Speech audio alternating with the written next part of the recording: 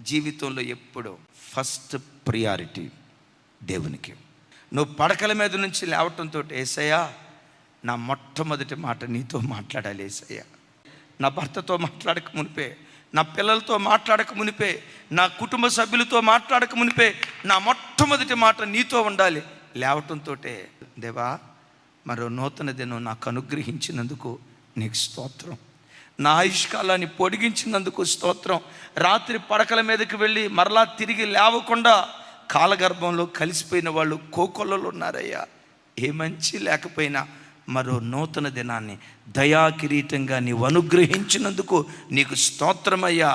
నీ నాలుక మొట్టమొదట ఆయన నామ సంకీర్తన చేయాలి. డిసైడ్ చేసుకో.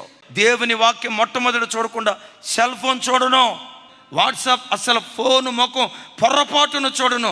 నా కళ్ళు మొట్టమొదట నా దేవుని ధర్మశాస్త్రాన్ని వెతకాలి, ఆయన వాక్యాన్ని వెతకాలని మొదటి ప్రాధాన్యత దేవునికి ఇవ్వు. ప్రతి విషయంలో నిన్ను మొదటివాడిగా దేవుడు నిలవబెడతాడు. ఓ భక్తుడు అంటాడు, put God first, you never be last. నిజమే. పరిశుద్ధ గ్రంథమైన బైబిల్లో అనేక మంది సూర్యుడు ఉదయించక మునిపే పడకల మీద నుంచి లేచి వేకువజామున ప్రార్థన చేసి చరిత్రను మార్చే చరిత్రకారులుగా మారిపోయారు. దైవజనుడైన మోషే వేకువజామున లేచి ప్రార్థించేవాడు. 430 సంవత్సరాల ఇశ్రాయేలీల చరిత్రలో ఏ ఇశ్రాయేలుడు చేయలేని ఒక సాహసోపేతమైన కార్యం మోషే చేయటానికి కారణం ఏంటో తెలుసా? వేకువజాము ప్రార్థన. వారసత్వంగా పొందుకున్నాడు మోషే దగ్గర నుంచి నాయకత్వం. యెహోషువ కృప ఏంటో తెలుసా? తన గురువు గారు లాగే వేకువనే లేచి ప్రార్థించేవాడు. ఎంత కృప పొందుకున్నాడంటే మోషే చేసిన పరిచర్య కంటే రెట్టింపు మహిమ కలిగిన పరిచర్య చేశాడు.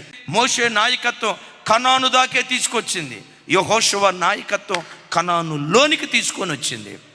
ఆ వంశ పరంపరలో పుట్టినవాడే దావీదు. వేకువజాము ప్రార్థన అంటంతో దావీదు ఎలా ప్రార్థన చేసేవాడు తెలుసా? తూతూ మంత్రంగా ప్రార్థన చేసేవాడు కాదు. ప్రతిరోజు అరుణోదయపు దినాన్ని లేచి ప్రార్థించేటప్పుడు సితారా తీసుకొని సితారా కొడతా, వాయిద్యం వాయిస్తా, పాట పాడుతూ ఉండేవాడు.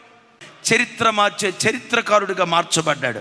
హిజ్కియా వేకువజామున లేచేవాడు, యెహోషాపాతు వేకువజామున లేచేవాడు. వీటన్నిటికి మించి మన ఆరాధ్య దైవం, మన గురువు, మన నాయకుడు, మన మార్గదర్శి యేసుక్రీస్తు వారు ఇంకనూ చీకటి ఉండగానే పెందల కడనే లేచి ఒలీవ కొండకు వెళ్ళి ఏకాంతంగా ప్రార్థన చేశాడు.